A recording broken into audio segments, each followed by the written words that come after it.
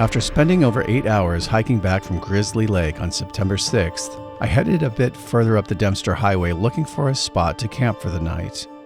I had driven about 20 minutes or so and the light began to fade when suddenly I noticed a would-be hitchhiker on the side of the road. Got a bear. I'm not sure it's going to show up on the GoPro. He's just kind of hanging out. Looks like a grizzly.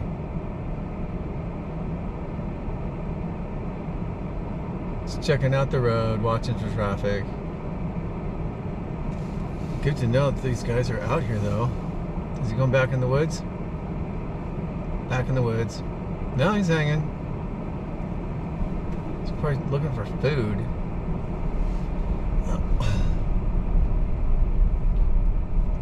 Hi there. He's kind of hanging out by that river. Oh. You know, I was going to come down here and shoot at night. And now I'm super spooked. Today is Saturday the 7th.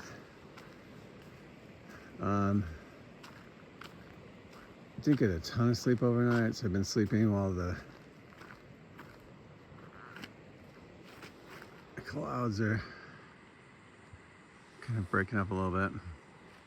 It's supposed to be raining all day and it didn't rain that much. So, plan is to be out here till about 3 and then go into Dawson City, get cleaned up. So showers working their way down from the north. Not sure how long they're gonna last, but this, yeah, all this stuff is headed into that area I would have been in. On the morning of September 7th, I woke up barely able to move. My knees had taken a pretty bad beating coming down the Grizzly Lake Trail back in Tombstone, and by the next morning, I was moving around like a 90-year-old man. I was looking forward to just getting off my feet and a hot shower in Dawson City.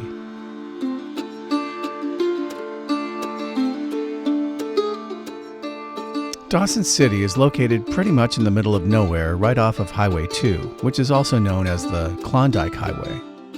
On your way into town, you will pass the turnoff for the Dempster Highway on your way in and continue driving until you hit the Yukon River.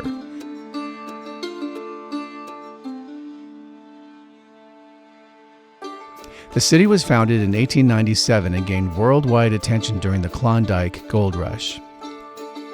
At the height of the gold rush, Dawson City was home to as many as 17,000 people. By 1899, the gold rush was pretty much over, and when the city was finally incorporated in 1902, only 5,000 people were left. Today, the population has dropped to about 1,500 hardy residents, and it remains one of the largest towns in the Yukon. In recent years, tourism continues to be a major contributor to the Dawson City economy. The city is located directly across from the top of the World Highway on the other side of the Yukon River. There is no bridge across the Yukon River in this area, so the only way to continue on toward the Alaskan border is by ferry. On the other side of the river, the Klondike Highway becomes the top of the World Highway and runs another 106 kilometers to the Alaskan border. Once you cross through the Little Gold Border Crossing, the top of the World Highway turns into Highway 5 in Alaska, and this highway runs down toward the Alcan Highway and the Alaskan town of Tok. If you're interested in taking the top of the World Highway from Dawson City into Alaska, you should definitely be aware that the Little Gold Border Crossing is open during the summer months only. I found this out the hard way in September of 2022 after Google Maps told me it was open. As it was already September 12th, I was unaware that the crossing had closed back on September 5th that year, and apparently so was Google. It was still a beautiful drive along the top of the World Highway, but I was very disappointed that I missed out on viewing the Aurora that night as I had to backtrack all the way down to the Alcan Highway after reaching a closed border. Back in Dawson City, my hotel for the night was the El Dorado. I limped into my room and spent the next 2 nights catching up on my sleep while staying off of my knees as much as possible. Okay, it is Sunday, the 8th of September, and I can't see out of my window. And I'm hanging around up here for a couple of days just to see if I can get another crack at the Aurora. Looks like KP jumped up to 6 at some point on the 10th, 2 days from now. So I'd like to hang around and just see if I can find anything.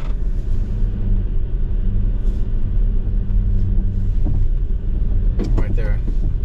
I need to go to the right.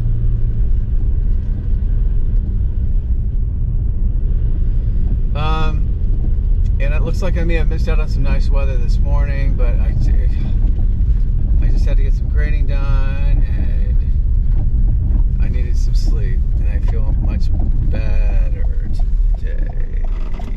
I need some gas. Anyway, I'm on my way back out to the interpretive center, and then there's that overlook.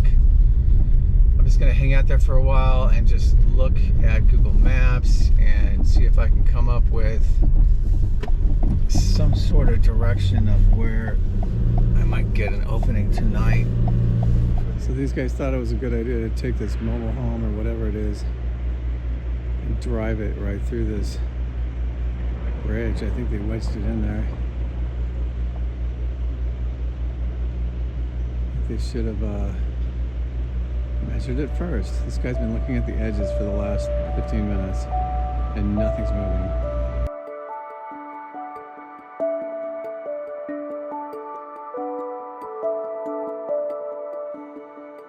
I spent most of September 8th and 9th exploring the area along the Dempster Highway.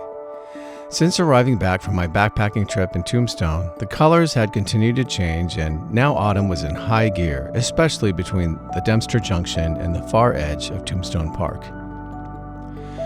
I was considering the idea of setting off for Alaska if the weather didn't clear, but with a KP index of 6 for the evening of September 9th, I decided to stick around and keep shooting.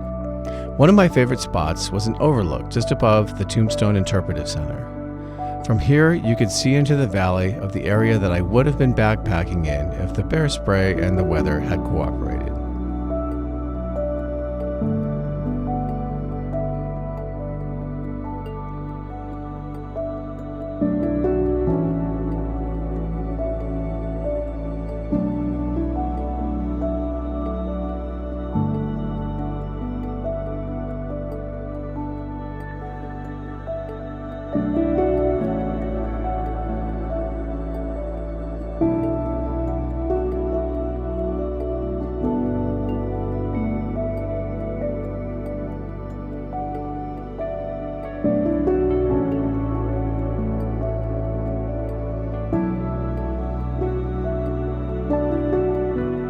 After checking the weather and the KP index for the next several days, I decided to hang around the Yukon a bit longer as the solar activity had picked up and the KP index bounced up to a 6 from September 9 into September 10. I made the long drive back up toward the Ogilvie Mountains, but this time I pushed a bit farther past Engineer Creek and explored the edge of the mountains along the Ogilvie River, looking for more potential spots to shoot the Aurora if I was lucky enough to get a clear sky overnight. As I explored, it became clear to me that what I was witnessing was far beyond what I had seen in other YouTube videos I had come across while scouting for the Dempster Highway in autumn. The fall colors on my drive had been absolutely stunning. Between the reflections from the Ogilvie River and the craggy ridges that looked like they could be the fossilized spine of Godzilla, I spent the afternoon shooting madly before I lost the light. Before losing the light, however, I did manage to find a potential spot to get a mountain reflection should the Aurora make an appearance. I also needed a clear sky for at least an hour or two, but my chances didn't look too good as more clouds were blowing in from the north. After putting the drone back in the air, I crossed my fingers, had some dinner, and waited for it to get completely dark at 11 p.m.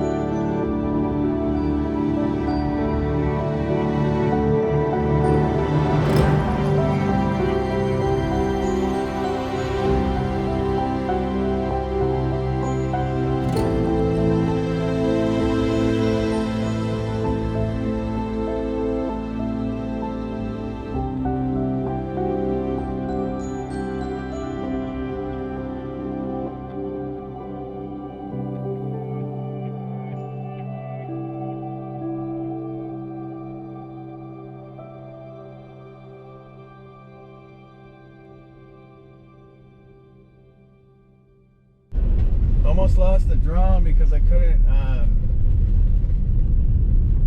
see the road. I just overshot it, and then I had to use return to home because I'm so tired. Can't really think that well right now. So I'm gonna roll out of here. Just back to that rest stop. I'm gonna try and get some more sleep, and then make some coffee. Here's where I spent the night. But I shot until about 4:30, and it's only like 7 right now. 7:30. So I got a couple hours. I got about an hour before that, or a couple hours, so maybe 4 hours broken. So I don't want to drive too far.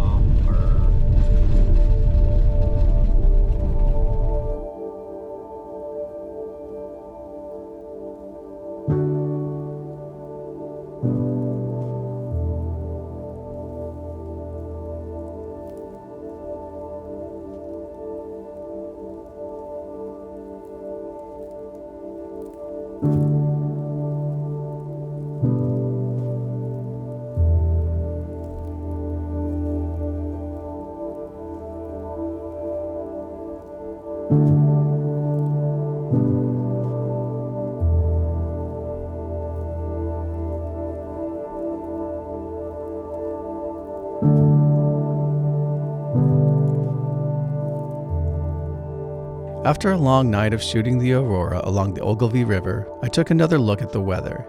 It showed cloudy skies and rain moving in for the whole week, blocking any further shots of the Aurora.